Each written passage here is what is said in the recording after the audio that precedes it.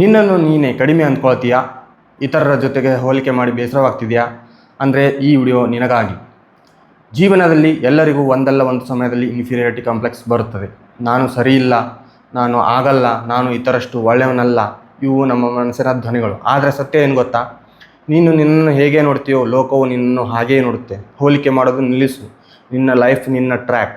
ಇತರರ ಜೊತೆ ಹೋಲಿಸಿದರೆ ಯಾವತ್ತೂ ಸಂತೋಷ ಸಿಗಲ್ಲ. ನಿನ್ನಲ್ಲಿರುವ ಶಕ್ತಿಗಳನ್ನು ಗುರುತಿಸು. ಚಿಕ್ಕದಾದರೂ ಪರವಾಗಿಲ್ಲ, ಅದನ್ನೇ ಬೆಳೆಸು. ನಿನ್ನ ಸ್ಟ್ರೆಂತ್ ನಿನ್ನ ಕಾನ್ಫಿಡೆನ್ಸ್ ಆಗುತ್ತೆ. ಪ್ರತಿದಿನ ಮನಸ್ಸಿಗೆ ಹೇಳು, ನಾನು ಮಾಡಬಹುದು, ನಾನು ಸಾಕಷ್ಟು ಒಳ್ಳೆಯವನು. ಈ ಮಾತುಗಳನ್ನು ನಿನ್ನ ಒಳಗಿನ ನಂಬಿಕೆಯನ್ನು ಬದಲಾಯಿಸುತ್ತವೆ. ದೊಡ್ಡ ಗೆಲುವು ಬೇಕಿಲ್ಲ, ಸಣ್ಣ ಸಣ್ಣ ಸಾಧನೆಗಳನ್ನೇ ಸಂಭ್ರಮಿಸು. ಅವು ನಿನ್ನ ಆತ್ಮವಿಶ್ವಾಸವನ್ನು ಕಟ್ಟುತ್ತವೆ. ಫೇಲ್ಯೂರ್ ಅಂದರೆ ಅಂತ್ಯ ಇಲ್ಲ, ಅದು ನಿನ್ನನ್ನು ಸ್ಟ್ರಾಂಗ್ ಮಾಡುವ ಪಾಠ. ಫೇಲ್ಯೂರ್ನಿಂದ ಓಡಬೇಡ, ಅದರಿಂದ ಕಲಿತು ಮುಂದೆ ಹೋಗು. ಜ್ಞಾಪಕ ಇಟ್ಟುಕೋ, ಯಾರೂ ಪರ್ಫೆಕ್ಟ್ ಅಲ್ಲ, ಆದರೆ ಎಲ್ಲರೂ ಯೂನಿಕ್. ನಿನ್ನನ್ನು ನೀನೇ ನಂಬಿದರೆ ಜಗತ್ತು ನಿನ್ನ ಮೇಲೆ ನಂಬಿಕೆ ಇಡುತ್ತೆ.